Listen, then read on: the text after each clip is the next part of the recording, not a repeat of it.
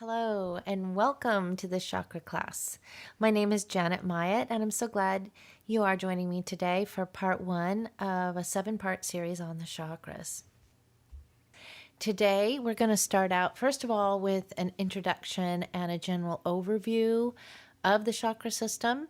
We're going to also then take a look at the creative process as it relates to the chakra system.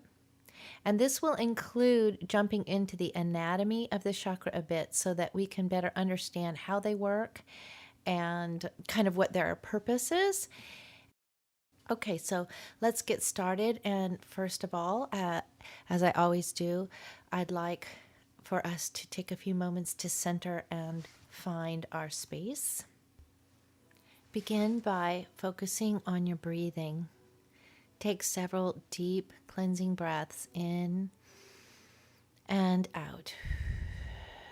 And as you do this, turn your attention inward, away from your external life and your to-do list and all of the busyness of our mind as we're running through our day. So to help you do this, I'm just going to have you create a grounding cord, and you use your imagination to do this. Just imagine a line of energy extending from the base of the spine straight down to the center of the planet, and make that line of energy nice and wide and pick a pretty color for it, something that you enjoy and makes you as a spirit want to be here present in your body. And give yourself permission to release. Give the body permission to release any energy that it has been managing for you throughout the day. Any stress, any tension, any problems that you're solving. Just go ahead and hang up the phone, drop your to-do list down that grounding cord, put out the closed sign, closed for business, and just really begin to turn inward to that quiet, inner, wise, still place within. Here you go, and just deepen your breath and quiet the body. And with each in-breath, imagine breathing in vitality and balance and wellness. And on each out-breath, just continue to let go of those stressors and that external orientation. And just kind of gently scan your body, and any place where you're holding tension, just tap it gently and give it permission to let go. Very good. And just imagine above your head now a big, beautiful golden ball full of your own highest creative essence, full of light and love and presence and power, full of your answers, your enthusiasm. And you just allow that gold sun energy to pour right down into the top of your head, right down into your body, filling up all the cells of your body, filling up your space with this lightness of being. Okay, the other thing I like to do at the beginning of any of my classes is to start with an invocation. So just keep your top of your head at gold, as if there's this beautiful golden light there. And here we go. May it be with the blessings of the Supreme Being that whatever happens during this class will benefit each of us in our spiritual growth, awareness, and understanding. And may we each take a step up in integrating the whole self into the light, love, power, and presence of God within us and all around us. Amen. Okay, so I imagine since you're tuning into this class that you're, first of all, interested in the topic of chakras and may be somewhat familiar with the word. But just to get everybody on the same page, let's start with a general definition and overview of what is a chakra and what is the chakra system. Basically, chakras are energy centers. They run along the spine and up into the head. There's 5 along the spine and then 2 in the head. To a clairvoyant, these energy centers often look like spinning wheels of light or balls of light, and these spinning wheels of energy create an electromagnetic force field within and radiating out from the body. And this force field is called an aura. Okay, so what does the chakra system do? Well, first of all, it's the creative mechanism by which our spirit is able to translate our thoughts and desires into form. And that's kind of a big concept right there. So, in order to understand this, we need to reorient our thinking a little bit about who we are in relationship to our bodies, emotions, and thoughts. For the most part, we start out as human beings, we tend to assume that we are our bodies. We very much identify with our bodies and with our emotions and with our thoughts. We tend to think, I am my body, and my body is what gives me life, and this is who I am, and this is how I feel. Therefore, how I feel defines me. This is what I think and what I believe. These things define me and make me who I am. But in reality, it's the other way around. Spirit is the source of life, and we as spirit are that sort of ephemeral, hard to describe, undefinable quality of energy and consciousness and will and drive that creates these bodies through which we can express ourselves here in the 3D world, in the world of material form. So we are the formless one who creates forms. We are the sentient one who feels and senses, and we are the thinker who has thoughts. And these bodies that we use are extensions of the soul, or they are formed as the soul extends itself down into the lower levels of the worlds of substance and matter, and there merges with the substance on those planes and precipitates these bodies or vehicles of expression here in the worlds of objective appearance, sentient response, and intellectual activity. And this is also we can learn about our creativity. So basically we have 3 bodies or vehicles that we use. And these vehicles are the physical etheric body, the astral emotional body, and the mental body. So once again, then, the soul on its own plane, up in the upper mental or abstract levels of consciousness, sends an extension of itself into the lower worlds, and over many lifetimes learns how to appropriate each of these energy bodies, or basically to create them and integrate them into a dynamic, effective personality whole.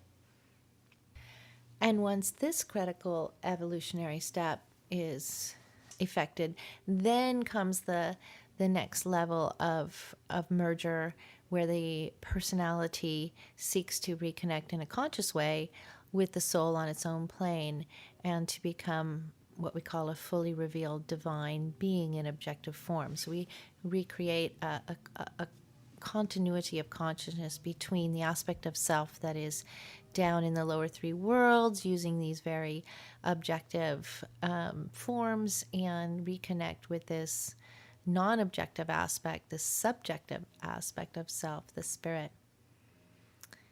and become a revelation of spirit in form. So that's sort of a basic tenet of the ageless wisdom. And so it's important for us to start to really consider how this changes things for us when we start to study these metaphysical concepts and when we start to study energy systems. So let's begin to explore the energy side of things. And let's start then with the understanding that energy follows thought, and that energy is the effect or activity of spirit. And I'll leave it to you to define for yourself what spirit is. And so moving on, our thoughts create an energetic blueprint, and the intelligent energy in matter responds to these blueprints to reveal them in objective forms. This includes both material or dense forms, such as our dense physical body, and subjective, or what we consider to be immaterial forms, such as our emotional responses and mental programming. The magnetic nature of desire energy, which is the astral emotional aspect, creates the electromagnetic pull that attracts the appropriate grades of matter needed to produce the objective forms that allow us to experience what we're thinking and feeling. So that's a little bit of the mechanics of just how energy follows thought. And the analogy I like to give is if you think of the atom that we know of, the atom of science with its positive nucleus and its negative electrons. The thought that we are holding in our head is like that positive nucleus. It holds that positive charge, and it interacts with these different grades of substance or matter. That's like the electrons, the negative charge. And those electrons, or this substance that we're working here, is basically innately responsive to that magnetic pull, responsive to that thought, and has this built-in intelligence to cohere and adhere over time. So as long as you, the conscious dweller within, is holding a thought, holding your attention in a certain idea, then these material forms will tend to hold together and reveal that form. So as we come to understand this, we really start to get an appreciation for how important mindfulness is and how important becoming conscious of our thinking and our feeling and making choices about where we're placing our attention becomes really, really quite obvious to us, even though at first we can't really control it all that well. We become pretty motivated to start to learn how to do that, and understanding the chakra system can help us in that process, because the chakra system is basically this process, this energetic conversion process where energy is literally being converted into form. So the next thing we need to know then is that there are various grades of matter in the physical plane of the universe, not just the dense physical matter that we're all familiar with in the atom of science, but there are also more subtle forms of atomic matter than traditional science is focused on, for the most part at this time, are able to detect. For the purposes of this class, we need to understand that in addition to dense matter, there is etheric, astral, and mental matter, all of which are progressively more subtle than dense matter. And the various bodies or forms that we use in the physical world to experience our life here on Earth are composed of these various types of matter. The etheric body is comprised of a certain grade of etheric matter called the fourth cosmic ether. Well, what's the etheric body? The etheric body is the energetic counterpart of the dense physical body. It substands the dense body. It is actually that from which the dense physical body springs. It is the source of our animating life energy. So the etheric body then is the blueprint and energetic scaffolding from which the dense physical body emerges. The astral body, which is the next subtle body in from the etheric body, is made up of astral matter, and the mental body is made up out of mental matter. And there are other even more subtle grades of matter here in the physical plane of the universe, but for now we'll just focus our attention on the etheric, astral, and mental levels of the system. And basically, each body, the physical body, the physical etheric body, the astral body, and the mental body, each has its own chakra system, but they don't operate independent of one another. They interpenetrate one another, and they work holistically or in an integrated fashion, or an interrelated fashion. We actually learn over time how to integrate them.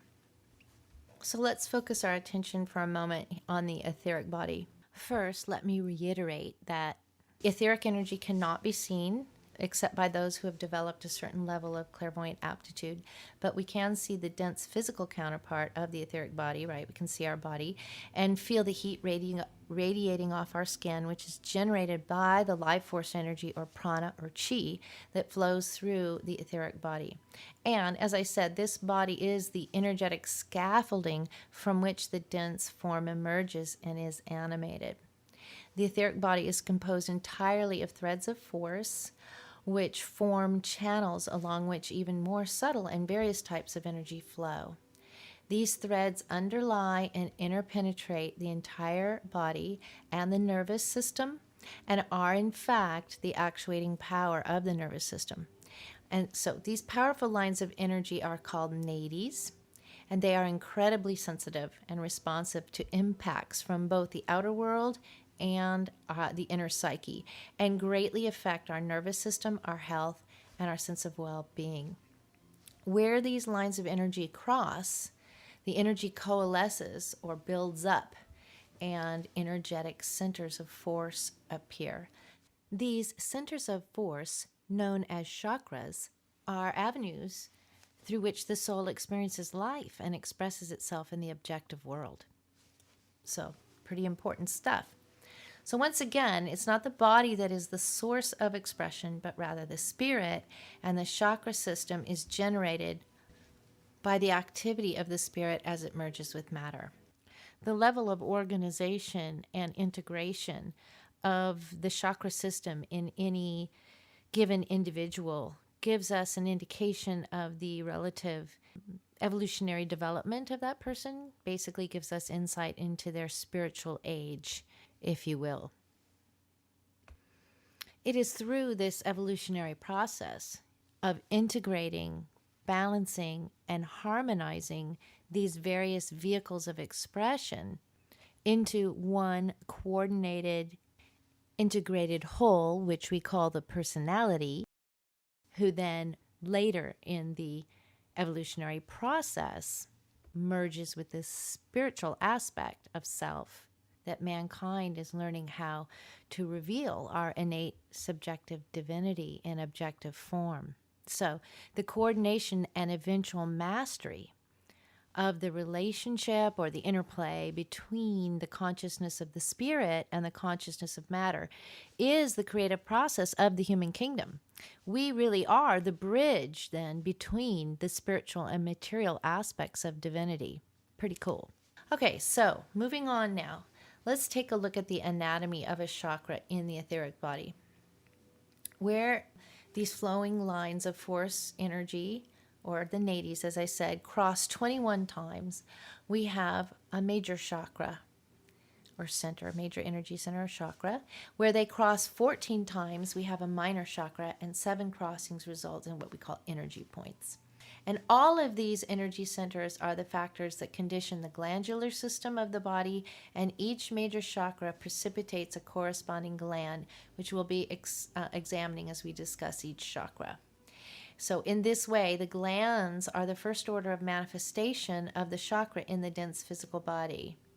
The bloodstream is the outward manifestation of the prana, or life energy, flowing into and circulating throughout the etheric body along these nadis. And hormones produced by the glands flow into the bloodstream and produce tangible effects. So the two systems, the endocrine system and the cardiovascular system, are closely related, and the health of the physical body tells us a lot about what is happening with the energy of the etheric body. It's important for us to really understand that the energy flowing through the etheric body is directly affected by our emotions and our thoughts. All of these levels of form that we're working through, they're interpenetrating and they work together. So what we're thinking and feeling has a great impact on how the energy is flowing through our system, and vice versa. How the energy is flowing through our system can affect our mood and can affect our thinking. So it's definitely a delicate system that we want to learn how to balance and take care of. Spiritual teachers of what esotericists call the ageless wisdom tell us that in our future evolution, we will have a perfectly integrated chakra system and possess such a high level of soul control over our mind and emotions that we will be able to materialize perfectly healthy bodies as needed at will. But since that's in the future, for now, the best we can do is realize that we are still learning how to coordinate, integrate, and master these vehicles of expression as we learn about our own creative process. So, one of the most important ideas I can convey at this time is that we are learning how to become conscious creators. We're creating all the time. Every moment of the day, we're creating. But for the most part, we still create unconsciously. We do it, but we don't know how we do it. And as we uncover the secrets of the creative process through awakening to our inner spiritual guidance system, we learn the laws of the universe and eventually become fully conscious participants in the larger plan of creation. So that's pretty exciting and can definitely help inspire us to take on this work, because there's a lot to learn and there's a lot to understand. So just take a moment now and take a couple of deep breaths. That was a lot of energy there, a lot of ideas, and just kind of settle in and recenter. And we're going to move on now to taking a look at some of the problems that we encounter as we learn to integrate and master our vehicles. On the form side of things, problems essentially have to do with the rhythm, rate, and flow of energy through the system. Under and overstimulation result in challenging effects physically, emotionally, and mentally. Understimulation of the chakra causes the areas of the body associated with that chakra to become energetically undernourished, causing sluggishness, stuckness, so on and so forth. Overstimulation overdrives the chakra and also negatively impacts the areas of the body associated with that chakra. On the consciousness side of things, problems having to do with the way we think and feel about ourselves, others, and the world around us has a tremendous impact on our forms. In tying these two aspects together, we find that what we are experiencing can lead to under or overstimulation in the chakra, and imbalanced energy in the chakra affects our experience. It's a two-way communication system. Thus, energetic, emotional, and mental balance is a key factor in promoting health and well-being for us on all levels. We're going to learn some techniques for tuning and balancing the energy of the chakras as we go along. So now you'll have a better understanding of why this is so important. And also simultaneously, we want to do the emotional and mental work that we need to make progress on as well, so that we are not through, imbalanced emotions and thinking and so forth, sending an improper flow of energy into the system. So we kind of have to address all of these levels of self as we evolve and as we seek out our harmonious and well-balanced experience.